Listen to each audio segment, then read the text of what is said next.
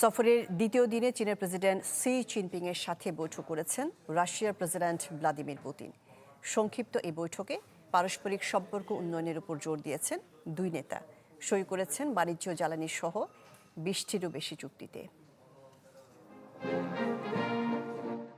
লাল গালিচা, সামরিক কুচকাওয়াজ, ব্যান্ডের সুর আর শিশুদের হাতে উঠতে থাকা চীন রাশিয়ার পতাকা, সব মিলিয়ে জমকালো আয়োজনে বেইজিংয়ে স্বাগত জানানো হয় রুশ প্রেসিডেন্ট ভ্লাদিমির পুতিনকে।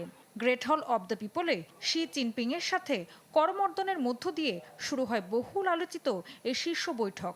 প্রথমে হয় একান্ত বৈঠক, পরে দুই দেশের শীর্ষ প্রতিনিধিদের নিয়ে বিস্তৃত আলোচনা।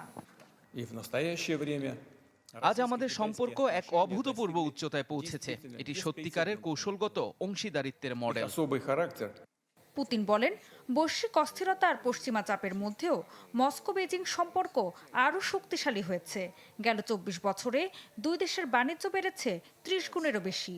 বিশেষ করে জ্বালানি খাতকে এই সম্পর্কের সবচেয়ে বড় ভিত্তি হিসেবে তুলে ধরেন তিনি। মধ্যপ্রাচ্যের সংকটের মধ্যেও চীনে নিরবিচ্ছিন্ন তেল গ্যাস সরবরাহ চালিয়ে যাওয়ার প্রতিশ্রুতি দেন রুশ প্রেসিডেন্ট। সংকটের মধ্যেও রাশিয়া জ্বালানির নির্ভরযোগ্য সরবরাহকারী হিসেবে ভূমিকা রাখছে, আর চীন দায়িত্বশীল ভোক্তা হিসেবে রয়েছে। অন্যদিকে চীন ও রাশিয়ার সম্পর্ক এখন সর্বোচ্চ কৌশলগত অংশীদারিত্বের পর্যায়ে পৌঁছেছে বলে জানান শি জিনপিং। বলেন, দুই দেশকে একে অপরের কৌশলগত শক্ত ঘাঁটি হয়ে থাকতে হবে। কৃত্রিম বুদ্ধিমত্তা, প্রযুক্তি উদ্ভাবন ও বৈশ্বিক রাজনীতিতে আরও সমন্বয়ের কথাও তুলে ধরেন চীনা প্রেসিডেন্ট।